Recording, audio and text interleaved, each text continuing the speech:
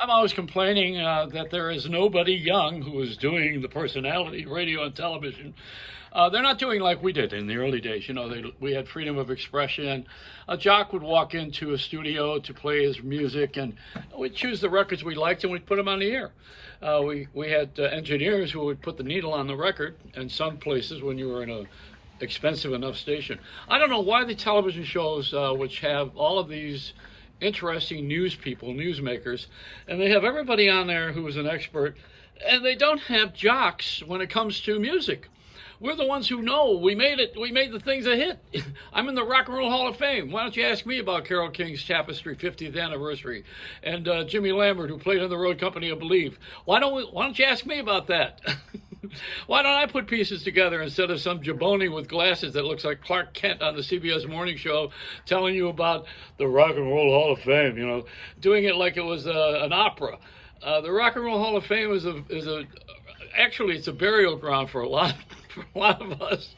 Les Paul moved my display, which was my shows, because I was the number one jock in the country in 1963 through 6, I think it was, and I had a display of my tapes, and Les moved them out to put some new guitars in there, like we didn't have enough guitars, There were 100 guitars that Les gave to the Rock and Roll Hall of Fame, and I don't know, we should have had a little bit more of my tapes.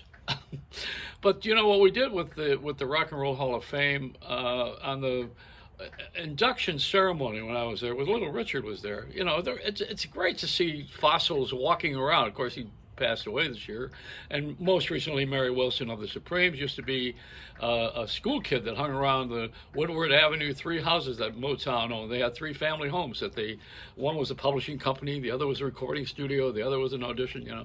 I mean, it was a very small operation at Motown, very modest. And then, of course, when Diana Ross was the first black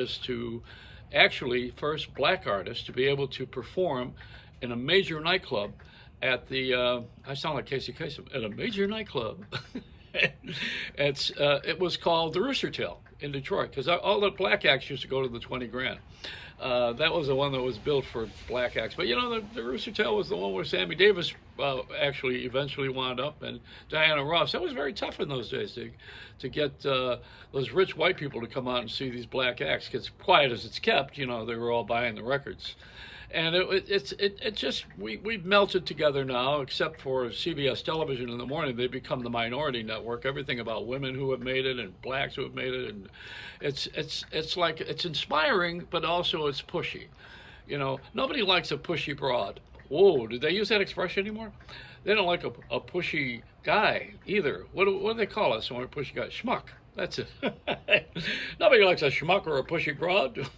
We don't use those terms anymore. Those words are gone, but the ones that are, wrap your head around it, and the one that now is, there's another one of these things.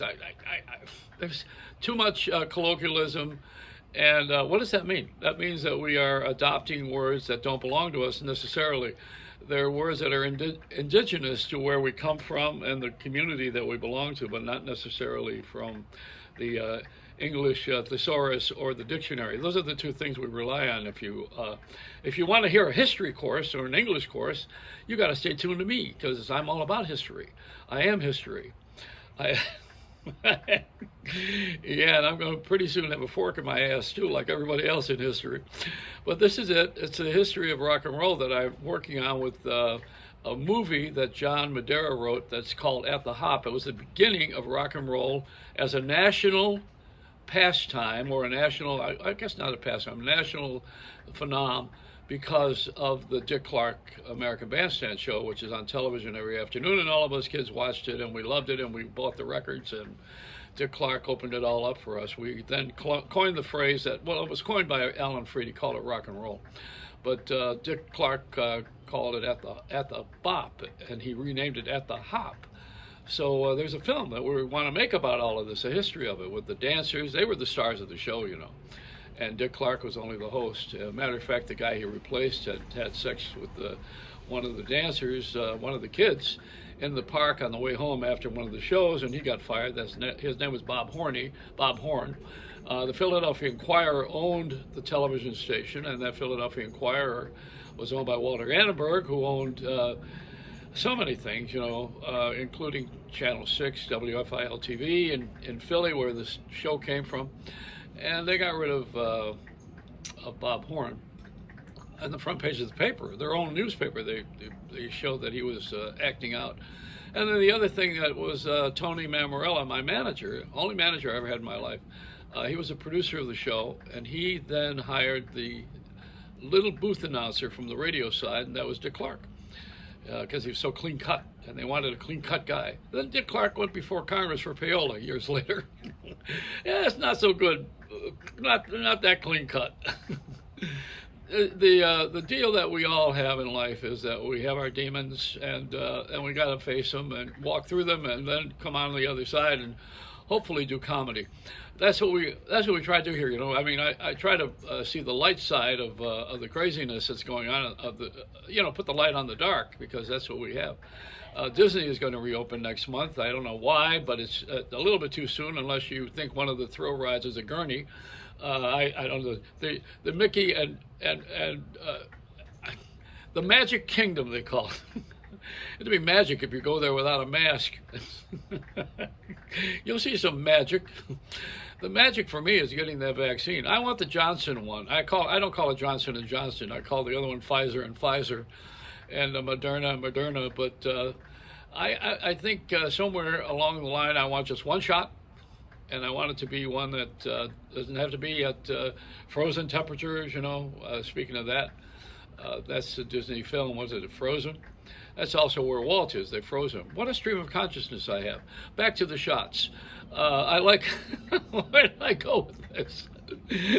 See, this is something you're not going to get on television right now and on political discussion shows. Am I wiping my nose?